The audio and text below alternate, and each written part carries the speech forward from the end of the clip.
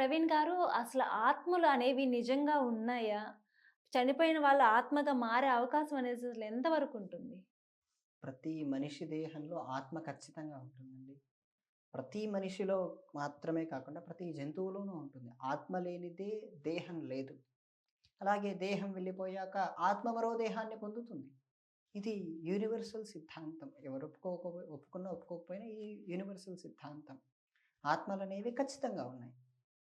ఈ ఆత్మలనేవి కొంతమందికి కనిపిస్తున్నాయి అని చెప్తారు. ఇది ఎంతవరకు నిజమంటారు? లేదండి. భగవద్గీతలో ఒక మాట చెప్తారు. వాసాంసి జీర్ణాని యథా విహాయ నవాని గృహ్ణాతి నరోపరాణి తథా శరీరాన్ని విహయ జీర్ణాన్యన్యాని సంయాతి దేహి అనే ఓ మాట ఉంటుంది. అంటే ఒక మనం పాత వస్త్రాన్ని విడిచి కొత్త వస్త్రాన్ని ఎలా వేసుకుంటామో ఆత్మ కూడా ఒక దేహాన్ని వదిలి మరో దేహాన్ని పొందడం కూడా అంతే సులభం. మీరు ఇంకప్పుడు